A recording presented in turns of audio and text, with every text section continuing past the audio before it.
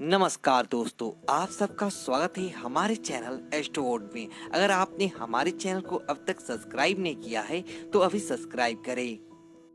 मित्रों, हिंदू धर्म को मानने वाले नवरात्रि के 9 दिन पूरे विधि विधान के साथ नौ दुर्गा की पूजा अर्चना और व्रत करते हैं। शास्त्रों की माने तो इन दिनों माता दुर्गा धरती पर ही निवास करती है। लेकिन अधिकतर लोगों के मन में ये सवाल भी उठता है कि क्या नवरात्रि के इन दिनों में पति पत्नी अर्थात एक दंपति को शारीरिक संबंध बनाने चाहिए या फिर नहीं। तो अगर आप भी इस प्रश्न का उत्तर जानना चाहते हैं तो हमारे साथ आज इस वीडियो के अंत तक बने रहें।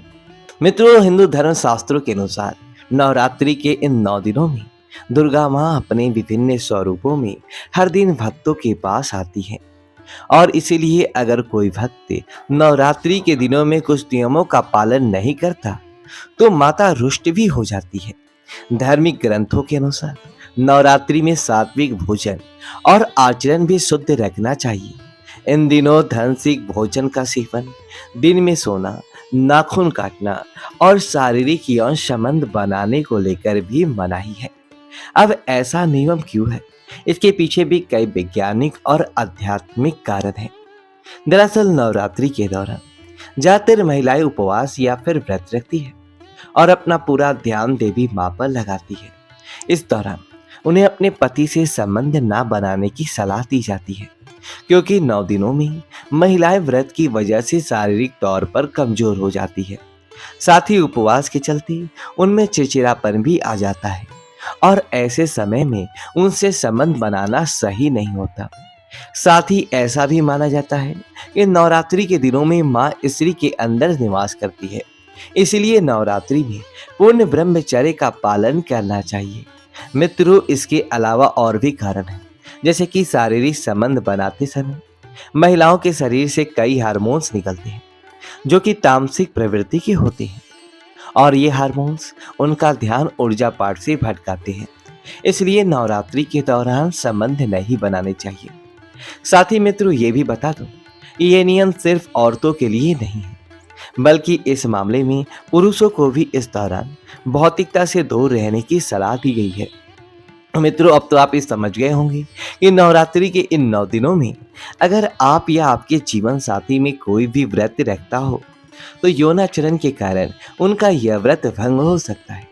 और तो और भक्तगण इनमें पूरे पवित्र मन से माँ की पूजा करते हैं और इस समय वो यौन संबंधों के बारे में सोचेंगे तो माँ की पूजा से मन विचलित होगा, जिससे उनकी साधना पूर्ण नहीं होगी। और ऐसा भी हो सकता है कि ऐसे माँ की आराधना करने के बावजूद उनका आशीर्वाद पाने से वंचित रह जाए। मित्रों, जिस तरह किसी की मृत्यु के बाद हम अंतिम संस्कार और साथ जैसे नियमों का पालन करते हैं, उसी प्रकार इन कुछ नियमों का पालन हमें नवरात्रि में जरूर करना चाहिए। इन 9 दिनों में देवी माँ हमारे घर पर निवास करती है और शास्त्रों की माने तो हमें इस दौरान नाखून बाल नहीं काटने चाहिए। यहाँ तक कि बालों में तेल और साबुन या शैम्पू का इस्तेमाल भी नहीं करना चाहिए। इनके अलावा नवरात्रि के दौरान स्त्री और पुरुष को एक साथ सोना भी नहीं चाहिए, क्योंकि जिस बिस्तर पर कोई भी स्त्री पुरुष शारीरिक संबंध बनाते हैं उसे छूकर पूजा करना वर्जित है और अगर कोई ऐसा करता है तो वह अशुद्ध हो जाता है और ऐसा व्यवहार देवी के आह्वान के लिए गलत माना गया है।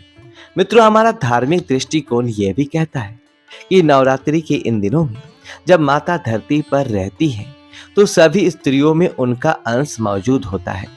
यही कारण है कि इस दौरान सुहागिन महिलाओं की भी पूजा की जाती है और उन्हें सौभाग्य समृद्धि देने की परंपरा भी है। इसलिए हम कम से कम सिर्फ इन 9 दिनों में खुद पर संयम बना कर रखें। और मित्रों, साल में जो नवरात्रि आते हैं, अश्विन और चैत्र मास की, इस दौरान ऋतु परिवर्तन होता है। अश्विन नवरात्रि के साथ ही शीत ऋतु की शुरुआत और चैत्र नवरात्रि के साथ गर्मी की शुरुआत होती है। और इस तरह नवरात्रि का यह कार्य ऋतुओं का संक्रमण काल है।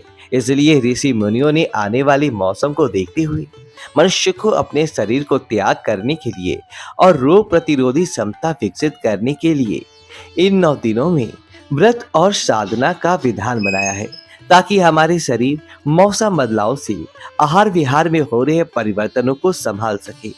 इसलिए मित्रों, नवरात्रि के 9 दिनों में खुद पर संयम रखना चाहिए और ऐसा कोई भी काम नहीं करना चाहिए जिससे कि देवी माँ रुष्ट हो जाए। तो मित्रों, आज की इस वीडियो में हमने जाना कि नवरात्रि के दौरान शारीरिक संबंध क्यों नहीं बनाना चाहिए। ये प्रस्तुति आपको अच्छी लगी तो वीडियो को लाइक करें, कमेंट बॉक्स में जय माता दी लिखिए और हमारे चैनल को सब्सक्राइब करें। धन्यवाद दोस्तों।